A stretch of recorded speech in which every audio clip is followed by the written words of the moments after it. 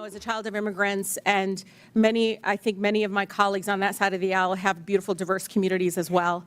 And one of the things that I know happens when we try to have local law enforcement and local city officials, I mean, they even want treasury, folks that work for our city treasury, asking people for immigration status. That's what they would prefer.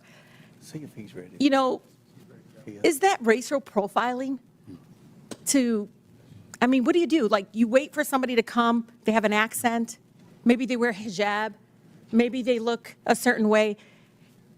That's what they want you to do. That's what they're asking you to do, by the way. They want you all to basically do the job of what the federal government should be doing in regards to passing really comprehensive immigration reform, so families are not separated, because right now they're just, all they want to do is continue talking about enforcement. Guess what? The last 20 years it didn't work, did it? It isn't working. So one by one, if you can talk about that, because I know my mother, who's been here for over 50 years, is carrying her passport, her U.S. passport for the first time in her life. And she ain't traveling nowhere out of the country. But she's carrying it because she knows her beautiful accent, it's beautiful, I love it, and just so fearful of being stopped and being asked her immigration status. She knows she'll be racially profiled. And she already feels unsafe in a community she lived in for over 50 years. Thank you, Congresswoman. I would just agree. We don't think it's relevant to know someone's status when they come into a public library to check out a book, or if they come to the hospital for service, or if they come to register their child for school. The Constitution says you're entitled to an education. Our job is to provide it. So we think that's unnecessary, and it just scares people away. Yeah, Mayor. Yeah, allowing local law enforcement in the city of Chicago to focus on city priorities, as well as making sure that there's trust between our immigrant communities and all of our communities. I've worked on domestic violence cases as a former immigration attorney. Absolutely. I'm telling you, this is deadly for women being abused. Deadly. It certainly engenders trust, and that's how we have driven crime down in the city of Chicago, because of that trust. Mayor.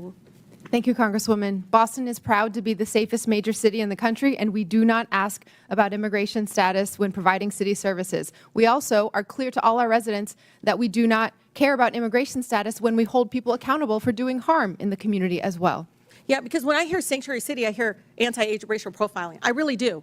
I hear like, okay, we're not here in the business of trying to enforce broken immigration laws that are inhumane, completely immoral right now. That's what I hear. And I, as a former immigration attorney, when I hear the story in Denver, and trust me, ICE is there waiting to pick them up. They sent 6 of them, and they couldn't handle 6 of them couldn't take this guy that they're supposed to pick up. Doesn't make any sense to me, because they're there. They're pretending they don't know that as a fact.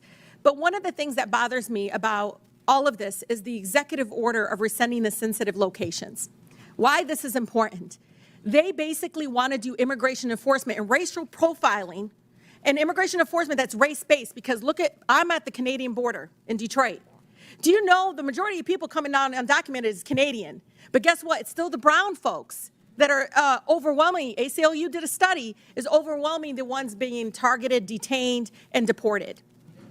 And so for me, the sensitive location, this is hospitals, schools, you know, this is like funerals. This was all a policy in place to protect us from having our communities over police and militarized. Can you talk about the impact of that? And I have 22 more seconds because he went over 22 more seconds. He spoke over him. No, he didn't. No, I didn't. Chairman, I never spoke over him. No, not you.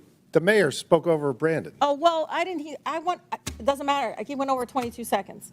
Go ahead and ask your question. I just want them to answer the question about the sensitive locations, because this is something we all should be scared of, because pastors are calling me because they're talking about churches possibly having ICE agents show up at churches. I can just say, Congresswoman, our fastest growing church in Denver went from 700 folks in the parish to 5 after that announcement. All right.